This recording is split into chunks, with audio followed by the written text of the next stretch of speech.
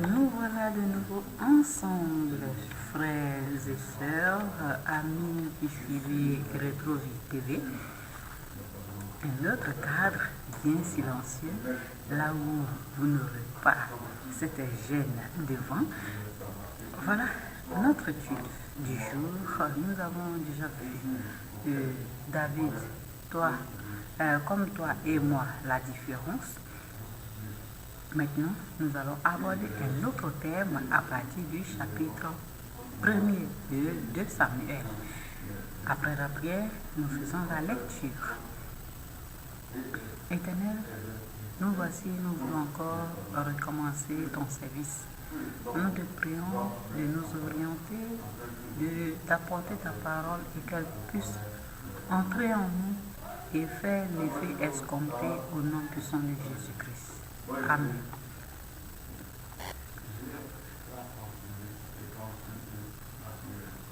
Alors, 2 Samuel chapitre 1. Après la mort de Saül, David, qui avait battu les Amalécites, était depuis 2 jours revenu à Tishblac. Le 3e jour, un homme arriva du camp de Saül, les vêtements déchirés et la tête couverte de terre. Lorsqu'il fut en présence de David, il se jeta par terre et se prosterna. David lui dit, « D'où viens-tu » Et il lui répondit, « Je me suis sauvé du camp d'Israël. » David lui dit, « Que s'est-il passé? Dis-moi donc. » Et il répondit, « Le peuple s'est enfui du camp de bataille et un grand nombre d'hommes sont tombés et ont péri. Saül même et Jonathan son fils sont morts. » David dit au jeune homme qui lui apportait ces nouvelles, « Comment sais-tu que Saül et Jonathan son fils sont morts ?» Et le jeune homme qui lui apportait ces nouvelles répondit, « Je me trouvais sur la montagne de Gilboa, et voici Saül s'appuyait sur sa lance, et voici les chars et les cavaliers étaient près de l'atteindre. S'étant retourné, il m'aperçut et m'appela. Je dis, me voici. Et il me dit, qui es-tu? Je lui répondis, je suis Amalécite. Et il dit, approche donc et donne-moi la mort, car je suis pris de vertige, quoique encore plein de vie. Je m'approchai de lui et je lui donnai la mort, sachant bien qu'il ne survivrait pas à sa défaite. J'ai enlevé le diadème qui était sur sa tête et le bracelet qu'il avait au bras, et je les apporte ici à mon Seigneur. David saisit ses vêtements et les déchira, et tous les hommes qui étaient auprès de lui firent de même. Ils furent dans le deuil, pleurèrent et jeûnèrent jusqu'au soir à cause de Saül et de Jonathan son fils, du peuple de l'Éternel et de la maison d'Israël, parce qu'ils étaient tombés par l'épée.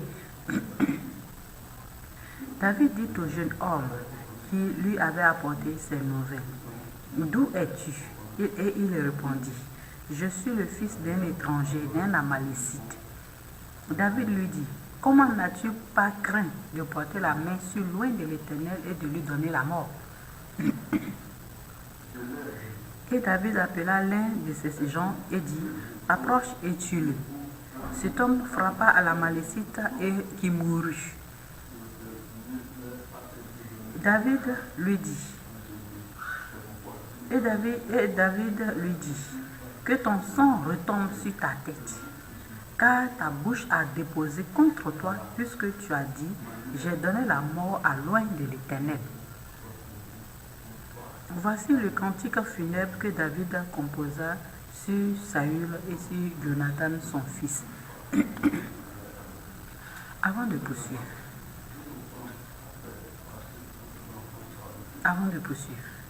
de poursuivre notre thème, David comme toi et moi, ne voyez-vous pas une étrange chose qui se passe dans cette lecture? Ne voyez-vous pas une chose humainement bizarre qui se passe à travers ce livre de 2 Samuel chapitre 1? Les versets 1er jusqu'au verset 15 Ne voyez-vous pas? Ne constatez-vous pas? Eh bien, je vous dis ce que moi je constate à travers cette lecture. David ne s'est pas du tout réjoui. David n'a pas jubilé. Il n'a pas manifesté de joie. Il n'a pas dit gloire au Seigneur, le Seigneur m'a délivré. Il ne s'est pas réjoui de la mort de Saül. La Bible nous dit que David a déchiré ses vêtements. Ça veut dire qu'il était dans l'affliction de savoir Saül mort. Pourquoi? Parce qu'après tout, Saül fait partie du peuple d'Israël. Après tout, Saül est son frère de sang. Saül fait partie de son peuple.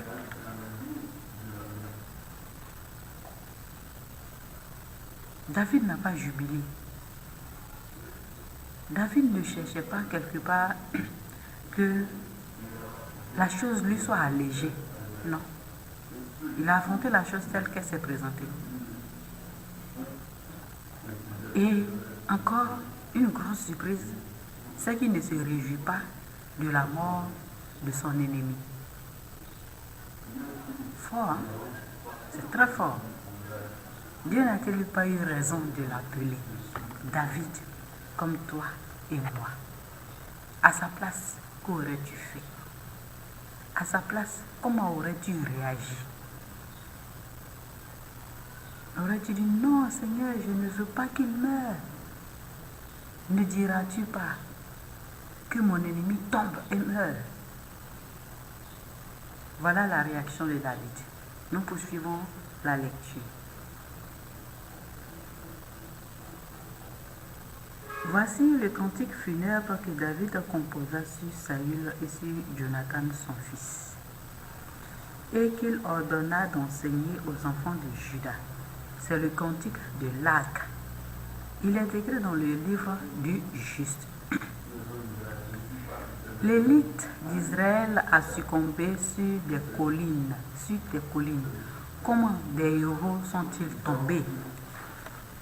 Ne l'annoncez point dans Gad, n'en publiez point la nouvelle dans les rues d'Ascalon, de peur que les filles des Philistins ne se réjouissent, de peur que les filles des incirconcis ne triomphent.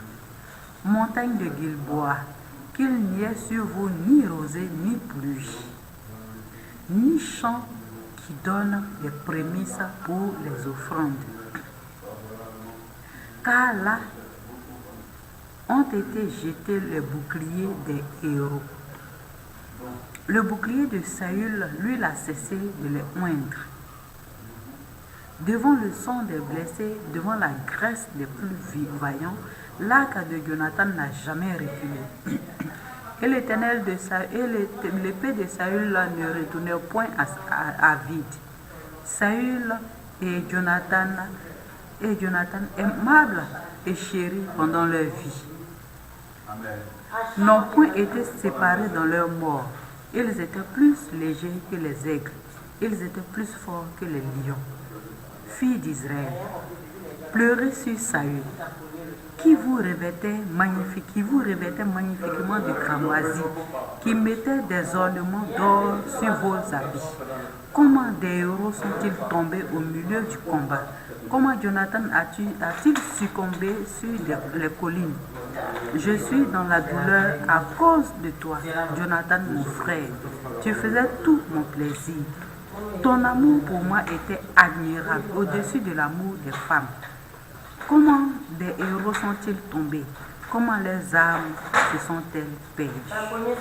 Amen. Amen. Voilà. Nous allons comprendre après lecture que David non seulement ne s'est pas réjoui de ce qui est arrivé à Saül, mais en plus, Il a fait le deuil du décès de Saül et Jonathan. Il a fait le deuil. Pourquoi? Mais avant même de faire le deuil, qu'est-ce qui s'est passé? Voilà quelqu'un qui va courir vers David, croyant qu'il faisait une chose bonne, croyant que David se réjouirait d'apprendre que son ennemi est mort. Il va, et ce qu'il n'a pas fait, il lui rapporte. Pour qu'il soit vu un héros, pour que le roi David puisse l'acclamer, il court en train d'aller dire à David, voilà, j'ai tué Saül. Mais son sang est retombé sur lui parce que là, la récompense qu'il a eue, c'était la mort. Il a été tué. Tué par les hommes de David. Voilà pourquoi le mensonge, le faux témoignage n'est pas bien. Et David ne s'est point réjoui du malheur de son ennemi. Et même qu'il couvrait la chose, il disait, il ne faudrait pas que les ennemis entendent que son frère de sang, son compatriote est mort, assassiné. Parce qu'avant tout, il protégeait déjà le nom de leur peuple.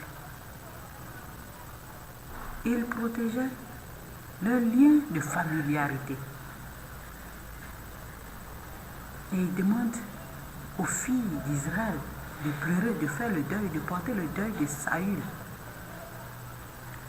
Combien le faisons-nous de nos jours? Combien ne nous réjouissons-nous pas du malheur de notre ennemi, de nos ennemis? Combien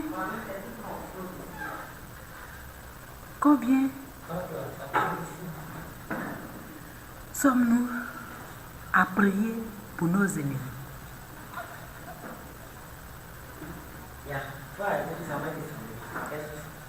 Beaucoup, certainement sont en train de réfléchir. Mais pourquoi est-ce que je vais prier pour mon ennemi? Mais c'est David, il est bête. Dieu, il le délivre. Et puis c'est lui, il fait le deuil de quelqu'un qui voulait le tuer. Soit c'était lui, soit c'était... Il a dit une fois que si l'Éternel veut, ça lui tombera sur un champ de bataille. Mais ce n'est pas lui, David, qui va le mettre à mort. Et là, on constate que même comme cela, l'Éternel l'a fait, lui ne s'est pas réjoui. Ne nous réjouissons donc pas du mal qui arrive à notre voisin, à notre collègue, même à nos ennemis. Soyons toujours des frères, des semblables pour nous-mêmes. Et en toutes choses, supportons-nous les uns les autres. Que le Seigneur nous bénisse.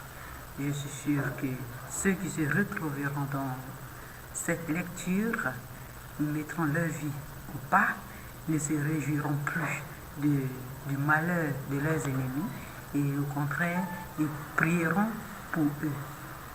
Pour ceux qui ne le peuvent pas, nous allons ensemble prier, dire au Seigneur de vous donner la force, de nous donner la force, de vraiment pouvoir aimer nos ennemis et prier pour eux. Seigneur, tu connais chacun et tu qualifies chacun. La qualité qui manque au Père éternel Dieu, à tes frères, à tes serviteurs, Père éternel Dieu, donne-leur. Donne-leur d'aimer leurs ennemis, de ne pas entrer dans le jeu de l'ennemi à haïr le prochain qui révèle le manteau du mal. Mais donne-nous de toujours, au sein des saints, pouvoir nous aimer les uns les autres et prier les uns pour les autres, d'aimer surtout nos ennemis et de prier pour eux. gloire honneur te soit rendue pour la vie de David, parce que David, comme mon frère, comme moi, comme ma soeur, Seigneur éternel Dieu, nous voulons être comme lui, avoir un cœur comme David, afin que, Seigneur éternel Dieu, nous soyons des hommes selon ton cœur. Sois béni, sois célébré, parce que tu le fais bien pour nous, au nom de Jésus-Christ. Amen. Excellente journée à vous.